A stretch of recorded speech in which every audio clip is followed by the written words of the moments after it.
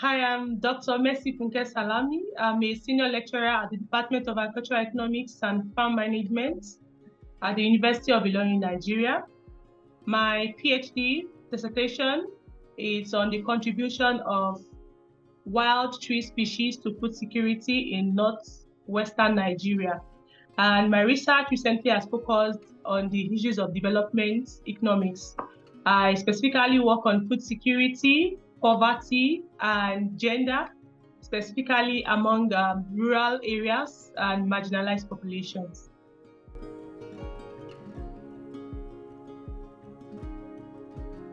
First, I would like to say I am the best graduating student in my first degree.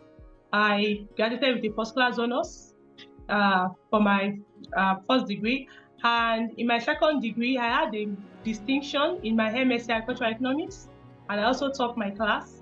And I was so excited because as at the time I was doing my master's, I was married and I was even pregnant, and I was still able to pull through to have the best result overall in my class. And each time I look at this, usually give me some form of self-esteem. Then have had some grants. I've won a number of travel grants to present my research in international conferences, summer schools, and workshops. So these are just few I would like to talk about.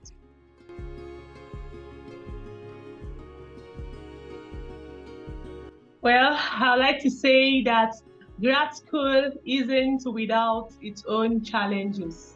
And one of the notable ones I would like to share is having to fail my supervisor during my PhD thesis defense. Like I said, I've been a student, I've been a top 1% of my class, and I've been a scholar for a number of years. So going for the PhD thesis defense wasn't a big deal for me.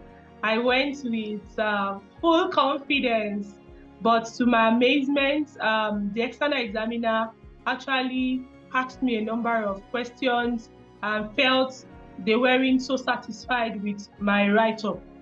I felt so bad because it's a public defense in the sense that a number of my colleagues were present and some of my close associates were also there. So having to fail that big in a public setting was quite very discouraging for me.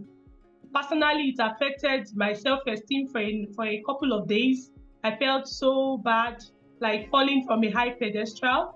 And professionally, I had support of my colleagues who were able to validate the fact that it was just a failure that doesn't define me, that they've actually listened to a couple of my presentations that have been fine. So professionally, I didn't really have to struggle much, but it took me a couple of days to get out of the low self-esteem, the shame, the pain I went through failing in public.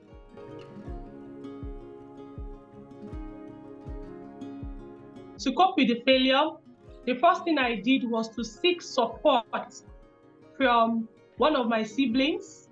I call him my pillar in terms of support because he is my younger brother and he loves to listen. He has a listening ear. So no matter how long I express my pain, he allows me to go through the process, express the pain. Then he helps me to know that there's actually no success story that doesn't have some challenges. So it made me to realize that if I've been having good grades all the while and I failed this time around, that shouldn't define me. And that the best way to show that I'm actually learning is to get out of the pain fast and put to use all that the external examiner, my mentor, and the other attendees have given. The second thing I did was I did some form of distraction.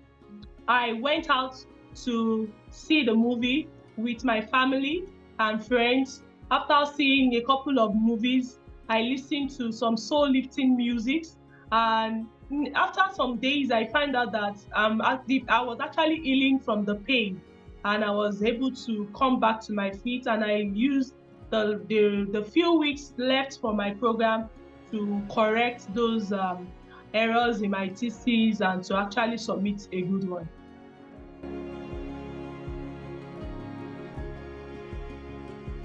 The first thing I learned was that do not be overconfident. The fact that you've been having excellent grades doesn't make every presentation to just come on a platter of gold. So the first thing I learned was, I think overconfidence was the big fault for me. That was the major reason why I failed. The second thing I learned from the failure is the fact that anyone can fail. There's actually no permanent success or a permanent failure. It's the way you handle a situation that would depict if the outcome will be successful or failure. Then thirdly, always plan. If you don't plan, then if you don't plan your presentations, your articles, your slides, and if you don't rehearse them properly, it's like actually planning to fail. So I learned these three major things. And the last thing I learned, which was a very important one, was the fact that don't keep your pain to yourself.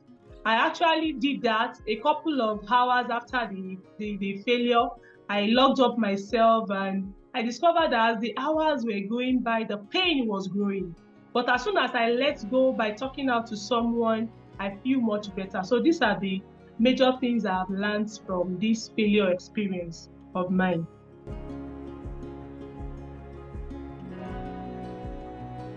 The advice I have for grad students is that failure is not the end of it all. The fact that you failed at some point in time doesn't make you a failure, so to say. So it is not an end, but it's actually a learning process. Whenever you fail, the best thing to do is to think deep, why did I fail? If you're able to bring out why you failed, then you seek for help. If you are the type that requires to speak out, then you speak out. If you think distracting yourself will work for you, then do it.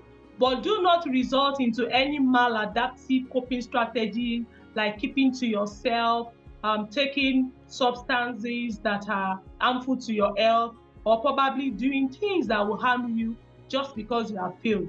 Then I would like to remind grad students that there is actually no person that have been a success that don't have their failure story.